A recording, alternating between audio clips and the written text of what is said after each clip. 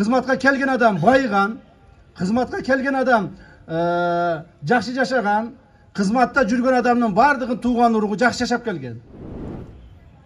А кызматта жоктор жок болгон. Ошол үчүн баары кызматка барганга умтулган.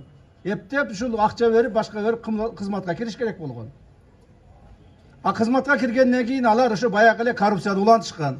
Коррупция жөнөкөй адамдардын арасында жок. Жалаң мамлекеттик кызматта иштегендердин, жалаң ошо бийликти, байлыкты кармап тургандар арасында коррупция бар. Ошо менен күрөшүүнүн негизинде бүгүнкү күндө кайсыл бир деңгээлде биз коррупцияны азайтууга жетиштик. Бирок аягына чыга элекпиз. Аягына чыга албай атабыз. Өтө көп экен булар. Өтө көп экен. Бу күнү түнү иштеп атабыз, бирок аягына чыга албай атабыз. Но бирок чыгарабыз. Азыркы күндө мамлекет кызмат иштегендер дагы жанагы башка мамлекетке жанагы налог төлөбөстөн өзүнү гана ойлоп, байып гана кетип аткандардын бардыгы бир аз ойлонуп калышты. Жок, мамлекетке налог төлөш керек экен, мамлекеттен урдабаш керек экен, мамлекетке зыян келтирбеш керек экен деп ойлонуп калышты. Бирок аягына чейин чыга элекпиз. Муну аягына чыгарабыз.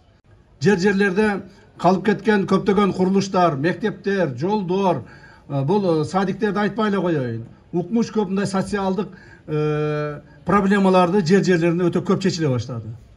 Кайсыл районго, кайсыл айыл өкмөткө барбай иш жүрүп атат. Туура жүрбөгөн жерлер дагы бар. Муну да моюнга алыш керек. Жүрбөгөн жерлер дагы бар. Кээ бир жерде жергиликтүү бийлик органдарынын жетекчилери туура эмес иштегендери бар. Айыл өкмөттөр туура эмес иштегендери бар. Мурдагыдай эле ойлогон айыл өкмөттөр бар. Дагы деле жер аламын, дагы деле жер сатамын, дагы деле жерди басып алсам, жер сатсам, байысам, ушинтип отурсам деген. Андай болбойт эми. Андай болбойт. Кандай болуп келди эле? Бир адам 1 гектар, 2 гектар, 3 гектар, 5 гектар, 100 гектар, 200, 300 гектардан жерлерди алып басып жатышкан бир кара башына. Ошол эле мезгилде жөнөкөй адамдарга 3 сотук, 4 сотук жер жок болуп калган. Мына мен кече эле чүйдө бир кылмыш ишин козгоп келдим. Бир адам өз бир керт башына 304 гектар жерди ээлеп алыптыр. 304 гектар жер бир кара башына. Так.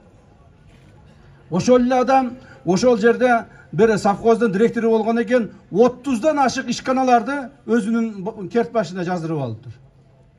Бир адамга эми ашып кетсе 10 сотук жер, ушунчалык кыйын болсоң 1 гектар жер жетет го акыр. 300 гектар жерди эмне кылат?